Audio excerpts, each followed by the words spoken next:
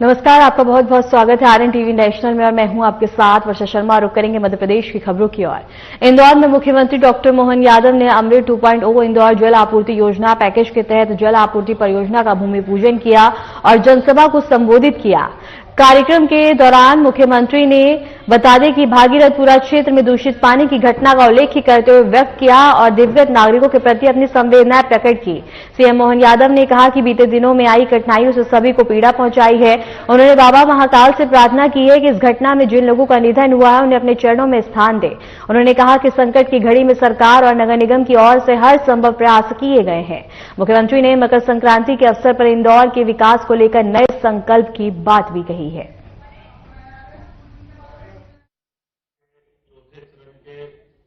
शुभारंभ के अवसर पर मंच पर विराजमान माननीय मंत्री श्रीमान कैलाश जी भैसाव, इस अवसर पर माननीय मंत्री जल संसाधन तुलसी भैया, आपका भी तुलसी दल इसमें नर्मदा जी के माध्यम से डला, जोरदार अभिनंदन तुलसी भैया, कैलाश जी भैसाव। इस अवसर पर हमारे वरिष्ठ नेता पूर्व महापौर माननीय कृष्णमुरारी मोघे जी, आपका भी स्वागत अभिनंदन। माननीय सांसद शंकर ललवानी जी, ये सही कहा है, कैलाश पर्वत पे शंकर तो हमारे लिए आज के इस अवसर पर माननीय शंकर भैया, माननीय विधायक रमेश मेंदोला जी, मालिनी गौड़ जी, महिंदा आर्डिया जी, मनोज पटेल जी, मधु भैया, गोलू शुक्ला जी, सुमित मिश्रा जी, प्रताप करोसिया जी, श्रवण चावड़ा जी, जयपाल सिंह चावड़ा जी, सभी एमआईसी के सदस्यगण, सभी आगंतुक अतिथिगण, प्यारे मित्रों, भाइयों बहनों, आमंत्रित अतिथिगण, सच में मन में इस बात की पीड़ा है जिसके कारण से हमने बीते दिनों की एक कठिनाई को महसूस भी किया है, लेकिन कष्ट की उस क्षण में भी हमारे मन में हम में से जो गुजरे हैं उनके प्रति मैं बाबा महाकाल से कामना करता हूं, उनको वो अपने चरणों में स्थान दे। लेकिन ये सही है, आज मकर संक्रांति और मकर संक्रांति ये हमारे दिन दिन करके दिन बढ़ने का और रात घटने का संकल्प है। इंदौर फिर संकल्प कर रहा है आगे बढ़ने का, अपने कामों के माध्यम से विकास के मामले में लगातार जिस प्रकार से इंदौर आज पूरे देश के अंदर सबसे तेज गति से बढ़ने वाला शहर अगर कोई है तो इंदौर है। मुझे इस बात की प्रसन्नता है जिसके कारण से इंदौर ने अपनी एक पहचान बनाई है, पूरे प्रदेश को इंदौर पे गर्व है। मुझे इस बात की प्रसन्नता है जब यहां विकास के मामले में आज हम कोई बात की शुरुआत कर रहे हैं तो सच में विकास के मामले में इंदौर में हम कई जिलों में इस बात पे इस तरह से रखते भी हैं कि इंदौर ऐसा शहर है कि हर एक कोई जिला इंदौर बनना चाहता है, पूरे प्रदेश में एक आकर्षण होता है। ये लगातार सब तरफ से हमारे नेतृत्व की मेहनत, लगातार संघर्ष का परिणाम है। लेकिन ये बात सही है, कठिनाई के दौर में कठिन होता है, वो दौर भी हमको याद है।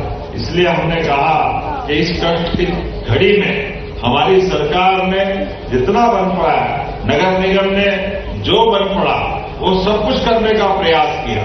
उसके साथ साथ हमारे इस मन के भाव में, जैसे मैंने प्रारंभ में बात कही है कि हमारे इस इंदौर शहर की शान सच में आगे बढ़ते हुए शहर की पहचान, आगे बढ़ते हुए लोगों की पहचान, हर कष्ट में, हर तकलीफ में उठकर खड़े होने की अपनी हिम्मत अगर किसी में है। इसलिए प्रधानमंत्री नरेंद्र मोदी जी के शब्दों में इंदौर सभी माहौल में आगे बढ़ने का नाम इंदौर, हर दौर में प्रथम ये इंदौर। और ऐसे माहौल में जब मैं आपसे कोई बात कर रहा हूं, सच में अहिल्या माता की नगरी, मालवा की शान, यशवंतराव महाराज उनके जमाने से जिस प्रकार से इंदौर ने अपनी औद्योगिक अलग प्रकार से पहचान बनाई, व्यापार, व्यवसाय, कुशल नेतृत्व, कला का ये नाम जिनके सभामंडप, स्वर साम्राज्ञी लता मंगेशकर की जन्मस्थली, कितने प्रकार से इंदौर को याद किया जाए। और उतने में भी ये नर्मदा की जो बात चली वो सही है। मालवा के अंदर नर्मदा को लाने के लिए कितने प्रकार के संघर्ष हुए, और ये भी बात मैं जवाबदारी से कहना चाहूंगा, ये बड़ा दुर्भाग्य का पक्ष भी है। कांग्रेस के लोग आपदा में से अवसर केवल राजनीति के लिए ढूंढते हैं। मैं इस बात की उनको एक तरह से ताकीद भी करा था, भाई कि हमने इस कठिनाई के दौर को महसूस किया है, संवेदना के साथ महसूस किया है, लेकिन आप अगर लाशों पे राजनीति करने आओगे, इंदौर बर्दाश्त नहीं करेगा, कोई बर्दाश्त करने वाला नहीं है। आपको इस आगे बढ़ते शहर के विकास के मामले में अगर आपने आपदा में से अवसर ढूंढ करके राजनीति का रास्ता ढूंढा तो ये वाकई कतई उचित नहीं कहा जा सकता। सकारात्मक विरोध करो, विपक्ष की आवाज विपक्ष के तरीके से रखो, हम सब उस बात से सहमत हैं। लेकिन अगर आपने बात निकाली तो बात दूर तक जाएगी, इससे कोई बच नहीं सकते। कांग्रेस इतने पाप है तुम्हारे सिर पे कि सिर के बाल कम पड़ जाए, इतने पाप कांग्रेस ने करे इस देश और प्रदेश के साथ, बने उस प्रकार से व्यवहार किया। हम इस बात को दोहराना नहीं चाहते, लेकिन बड़े दुर्भाग्य के साथ कहना पड़ेगा। आज जब हम बात कर रहे हैं तो हमारे अपने विकास के मामले में कर रहे हैं। इंदौर आगे बढ़ने का संकल्प ले रहा है, और इंदौर के आगे बढ़ने के संकल्प में जब हम आगे बढ़ते हैं तो आज अपने इसी इंदौर के अंदर नर्मदा के पानी को लाने की हिम्मत, नर्मदा के पानी को मालवा तक लाने की हिम्मत, ये नर्मदा वैली का पूरा डैम बना तो उस समय था जब जनता पार्टी की सरकार थी, लेकिन लंबे समय तक कांग्रेस की सरकार रही। कांग्रेस ने पूरे मालवा निवाड़ को नर्मदा जी का एक बूंद जल लेने के लिए तरसा करके पूरे किसान का, व्यापारियों का, नगर का, गांव का, सबका विकास अवरुद्ध करने का काम किया। मुझे गर्व है सरदार सरोवर बांध बनाकर जिनने पूरा किया उनका नाम है श्रीमान नरेंद्र मोदी जी। जोरदार अभिनंदन श्रीमान नरेंद्र मोदी जी के माध्यम से। और नरेंद्र मोदी जी के बाद हमारी सरकार साध्वी उमा भारती, बाबूलाल जी गौर और शिवराज सिंह जी चौहान के बाद कहा 7.5 लाख हेक्टेयर का सिंचाई का रकबा था, आज हमारी सरकार को मिला के 56 लाख हेक्टेयर का सिंचाई का रकबा अगर हुआ है तो हमारी सरकारों के कारण से। कांग्रेस के शासनकाल में उस दौर में वो पानी दे सकते थे। अरे मध्य प्रदेश तो नदियों का मायका, यहां नदियों का जल में परमात्मा की कृपा। हमारी नदियों से तो गुजरात, राजस्थान और जहां तक जिधर जरूरत पड़े हर तरफ जलराशि जाती। नर्मदा जी अपोजिट में जाओ तो सोन नदी, गंगा बेसिन की नदी, पार्वती, काली सिंध, चंबल योजना, जिसके माध्यम से राजस्थान कांग्रेस के माथे फिर यह कलंक आता है। राजस्थान के लोग प्यासे रहे, राजस्थान के लोग परेशान रहे, लेकिन पार्वती, काली सिंध, चंबल योजना में कांग्रेस ने दिल का बड़ा पन्नी दिखाया, मुकदमे में उलझाया। हमारे 15 जिले और वहां के भी 15 जिले, पूरा राजस्थान हम सब जानते, राजस्थान के लोग वीरता में, धीरता में, गंभीरता में, व्यापार में, व्यवसाय में सब आगे बढ़ने का मानता रखते हैं। लेकिन पानी की कमी की उनके पास कोई इसकी परमात्मा की कोई कमी रह गई कि आज राजस्थान में पानी मिल जाए तो उनके अपनी जवानी बदल जाती है, उनका अपना खेतों का माहौल बदल जाता है। लेकिन मुझे इस बात की प्रसन्नता है, माननीय प्रधानमंत्री नरेंद्र मोदी जी के बाद उनने अपने आशीर्वाद से 3 नदी जोड़ो अभियान के लिए पैसा मध्य प्रदेश के लिए जोरदार अभिनंदन। हमारे अपने पूरे प्रदेश की तस्वीर बदलने के लिए पार्वती, काली सिंध, चंबल योजना राजस्थान के साथ, केन-बेतवा नदी जोड़ो अभियान उत्तर प्रदेश के साथ, पूरा बुंदेलखंड, कांग्रेस ने सदैव विजय पाई थी बुंदेलखंड से, लेकिन बुंदेलखंड के लगातार जिलों के अंदर सूखे पे सूखा पड़ता। नहीं तो बुंदेलखंड में किस बात की कमी?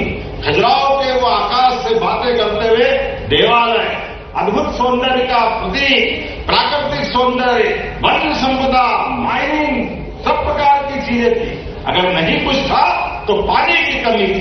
केन-बेतवा नदी जोड़ो अभियान स्वर्गीय अटल बिहारी वाजपेयी जी ने सपना देखा था। जोरदार अभिनंदन माननीय अटल बिहारी वाजपेयी जी का करें।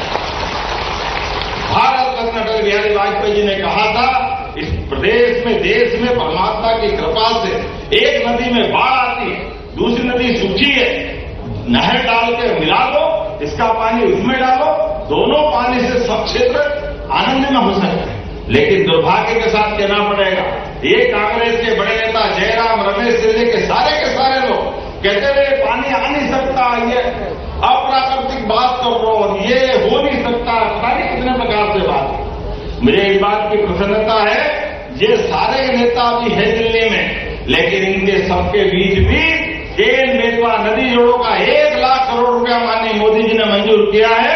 ये उत्तर प्रदेश और मध्य प्रदेश के लिए वरदान साबित होने वाला है। नदी में पानी आ जाए। रहीमदास जी ने कहा, रहीमा ने पानी राखिए, बिन पानी सब सूद, पानी गए न उबरे, मोती मानस चूर।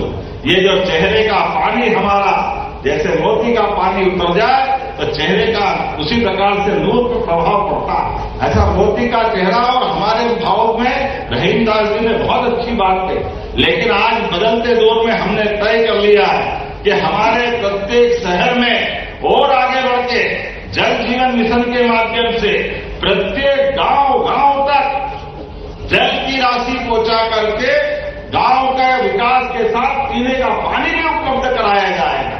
शहर के अंदर भी मैं आज आपके बीच में बोलने के लिए तो बहुत थोड़े से लिए आया था, लेकिन सच में पीड़ा, और पीड़ा इस बात की है कि हमने कठिनाई को देखा, परेशानी को देखा, इसका एहसास कर लिया, उस आधार पर व्यवस्था की। लेकिन कोई इस बात के लिए हमारे लिए लगातार राजनीति करने आए, ये कतई उचित नहीं है। मैं फिर विनम्रता के साथ कहना चाहूंगा, हमारा मन तो बड़ा है, हम तो सबको लेके चलना चाहते हैं। और आज संक्रांति के पर्व पर ये बड़ी सौगात यहां दे रहे हैं, और कमिश्नर यहां होंगे इंदौर के लिए, विकास के लिए, जो मास्टर प्लान की सड़कें विकास जितना भी है, आप समय कम होगा तो वर्चुअल भूमि पूजन कर देंगे, लेकिन सारा विकास का काम चलने दो। इंदौर की पहचान इंदौर और इंदौर के लोगों से है, इंदौर के हौसले से है, इंदौर के विकास से है। यशस्वी प्रधानमंत्री के आशीर्वाद से इंदौर किसी का मोहताज नहीं, इंदौर के लोग संकल्प शक्ति के धनी है। हमारा इंदौर आगे बढ़ेगा, सरकार का साथ पूरा रहेगा।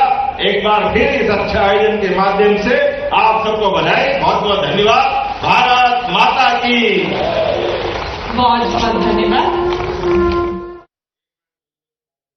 मध्य प्रदेश के मुख्यमंत्री मोहन यादव ने गुरुदेव मंदिर का दौरा किया और वहां बतादी की पूजा अर्चना की। उन्होंने मंदिर में रखी सुविधाओं और व्यवस्थाओं का निरीक्षण किया। इस अवसर पर श्रद्धालुओं ने मुख्यमंत्री से भी बतादी की मुलाकात की है और आशीर्वाद प्राप्त किया। मुख्यमंत्री ने मंदिर के महत्व और धार्मिक परंपराओं को बनाए रखने पर भी जोर दिया।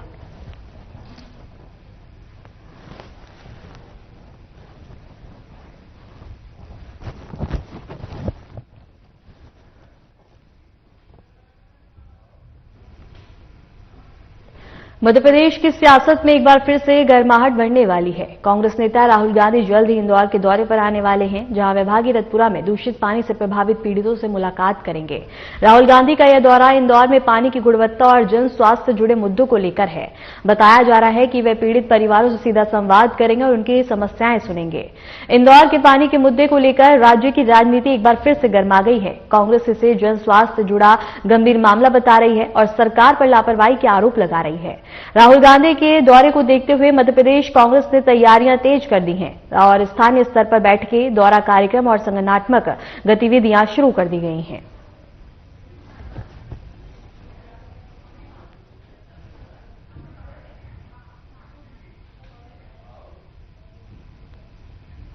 पंडित धीरेन्द्र कृष्ण शास्त्री ने कहा है कि इस वर्ष आयोजित होने वाला कन्या विवाह कार्यक्रम विशेष और असाधारण रहेगा।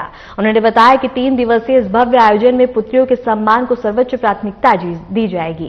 कार्यक्रम में देश भर से संतों की सहभागिता भी होगी, जो इस आयोजन को और भी अधिक अच्छा बनाएंगे। पंडित धीरेन्द्र कृष्ण शास्त्री ने कहा कि इस 3 दिवसीय उत्सव के दौरान वंचित और जरूरतमंद परिवारों की पुत्रियों का विधि विधान से विवाह संपन्न कराया जाएगा। उन्होंने इसे समाज में समानता और सेवा भाव का प्रतीक बताते हुए अधिक से अधिक लोगों से इस आयोजन में सहभागिता की अपील की है। पूर्व बात अनेक है। इन बेटियों के उत्सव के साथ साथ संतों का समागम, 3 दिन का यह उत्सव है बेटियों का।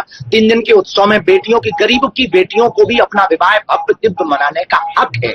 वो हक देने के लिए हमने अति प्रयत्न करके हमारी पूरी मंडली ने 13 फरवरी को मंडप और हल्दी रखा है, 14 फरवरी को संगीत और मेहंदी रखा है, 15 फरवरी को 300 बेटियों का कन्यादान रखा है। एक ऐसा समाज का कार्य है जिनके बेटियां नहीं है उन माता पिता को खोजा जा रहा, और जिनके माता पिता नहीं है उन बेटियों का विवाह बागेश्वर धाम से करवाया जा रहा, ताकि बेटियों को धर्मज माता पिता मिले और धर्मज माता पिता को बेटियां मिले और समाज में एक नया संवाद स्थापित हो।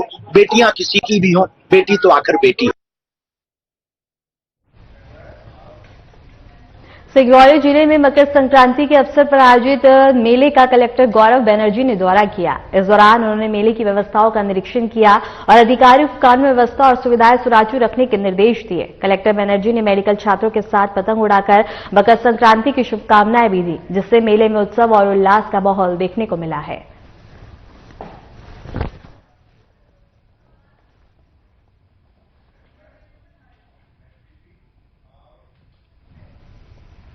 मध्य प्रदेश में मौसम ने एक बार फिर से करवट ले ली है। प्रदेश में सर्द हवाओं के तेज होने से ठिठुरन बढ़ गई है और सुबह शाम कड़ाके की ठंड का असर साफ महसूस किया जा रहा है। मौसम विभाग के मुताबिक आने वाले दिनों में प्रदेश के कई जिलों में हल्की बारिश के आसार बन रहे हैं। वहीं अगले 3 से 4 दिनों के भीतर बता दें कि आशंका और भी ज्यादा जताई जा रही है। उत्तर और मध्य प्रदेश में ठंडी हवाओं के कारण न्यूनतम तापमान में गिरावट दर्ज की जा सकती है, जिससे किसानों और आम लोगों को ठंड से अतिरिक्त सतर्क रहने की जरूरत है। बता दें कि मावठा गिरने की स्थिति में रबी फसलों को फायदा मिलने की उम्मीद है। हालांकि बारिश और ठंड के चलते दैनिक जनजीवन और यातायात पे असर भी पड़ सकता है। मौसम विभाग ने लोगों को सलाह दी है कि ठंड से बचाव के पूरे इंतजाम रखें।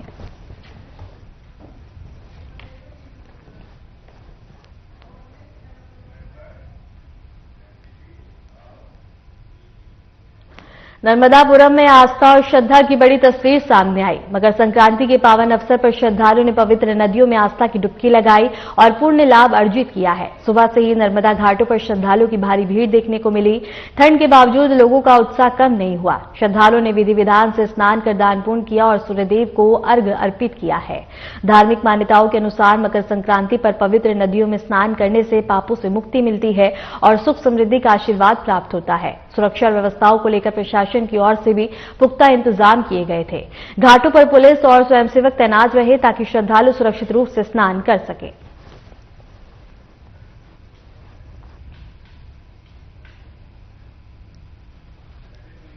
और नर्मदापुरम से ही खबर हम आपको बता रहे हैं, जहां श्रद्धालुओं ने आस्था की डुबकी लगाई है मकर संक्रांति के अवसर पर।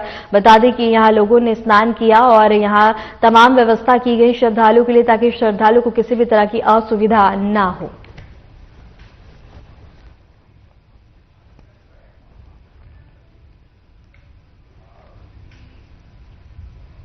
मध्य प्रदेश के सरकारी कर्मचारियों के लिए एक बड़ी राहत भरी खबर आई है। प्रदेश सरकार कैशलेस हेल्थ स्कीम लाने की तैयारी में जुट गई है, जिसके तहत सरकारी कर्मचारियों को इलाज के लिए अब जेब से पैसे खर्च नहीं करने पड़ेंगे। सरकार इस योजना को अंतिम रूप देने से पहले सरकारी कर्मचारी संगठनों से सुझाव ले रही है, ताकि स्कीम में को कर्मचारियों की जरूरतों के अनुरूप और प्रभावी बनाया जा सके। इस प्रस्तावित कैशलेस हेल्थ स्कीम की सबसे बड़ी खासियत यह होगी कि सरकारी कर्मचारियों को प्रदेश के बाहर के अस्पतालों में भी मुफ्त इलाज की सुविधा मिलेगी।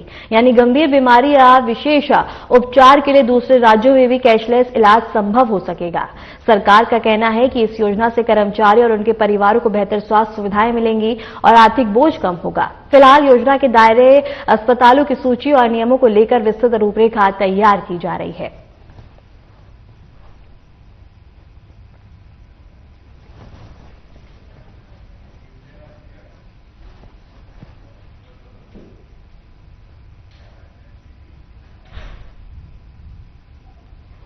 मध्य प्रदेश के उज्जैन में मकर संक्रांति के पावन अवसर पर महाकालेश्वर मंदिर में श्रद्धालुओं की भारी भीड़ देखने को मिली। तड़के सुबह से ही देश के विभिन्न हिस्सों से आए श्रद्धालु भगवान महाकाल के दर्शन के लिए मंदिर परिसर में पहुंचे। त्योहार को देखते हुए मंदिर प्रशासन द्वारा विशेष व्यवस्था की गई। दर्शन व्यवस्था को सुचारू बनाए रखने के लिए अतिरिक्त सुरक्षा बल तैनात किए गए। वहीं श्रद्धालुओं की सुविधा के लिए कतारबद्ध दर्शन की व्यवस्था की गई। मकर संक्रांति के अवसर पर भक्तों ने भगवान महाकाल की पूजा अर्चना कर सुख समृद्धि और कल्याण की कामना की है।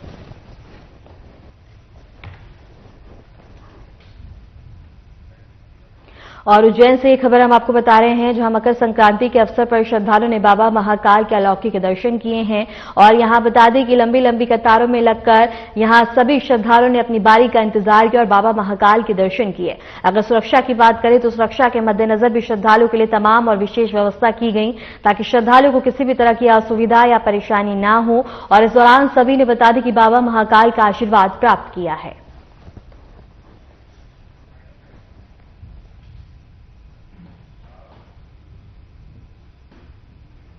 फिलहाल के लिए मध्य प्रदेश की खबरों में इतना ही, और ऐसे ही मध्य प्रदेश की तमाम खबरों को जानने के लिए देखते रहिए RNTV नेशनल।